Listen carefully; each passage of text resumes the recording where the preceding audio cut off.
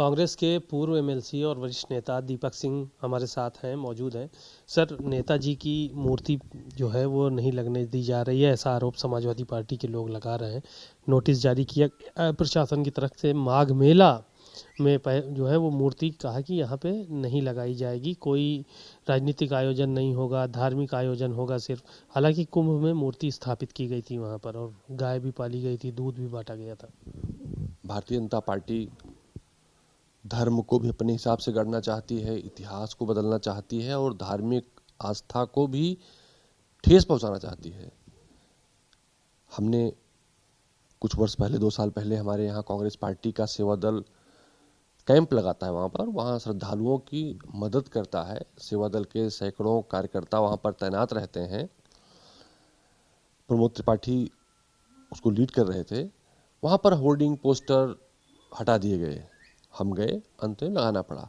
अब इस तरह से नेताजी उत्तर प्रदेश के मुख्यमंत्री रहे हैं, अखिलेश यादव उनके पुत्र समाजवादी पार्टी से मुख्यमंत्री रहे हैं, तो मुझे लगता है उनकी फोटो कैसे हटा सकते हैं। ये बात फिर आई थी, सदन में भी बड़ा हंगामा हुआ था।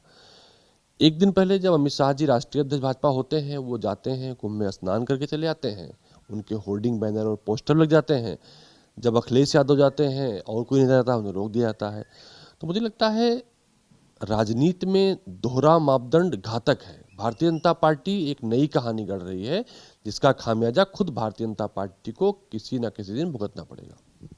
एक सवाल और था कि ब्राह्मणों के अपमान को लेकर आप लोग लगातार आवाज़ उठा रहे हैं। माता प्रसाद पांडे ने कहा कि हम जो है वो खिचड़ी भोज करेंगे, उसका आयोजन करेंगे, और ब्राह्मणों को अपमानित किया जा रहा है, भारतीय जनता पार्टी में सुरक्षित नहीं है। तो इस तरह की बातें भी वो किए हैं आज, उसको कैसे देखते हैं? ये होना भी चाहिए। कांग्रेस पार्टी ने तो पहले भी कहा, हमने अपनी पुरानी बातें कही, कैसे कांग्रेस पार्टी ने ब्राह्मणों को सम्मान दिया है।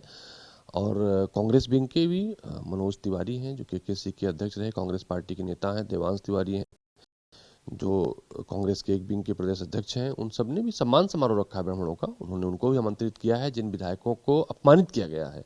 अगर उनमें साहस होगा तो भी आएंगे। सवाल इस बात का है, संविधान जब सभी को अपनी बात कहने का, बैठने का हक देता है, तो भारतीय जनता पार्टी किस खेत की मूली होती किसी को अपमानित करने की।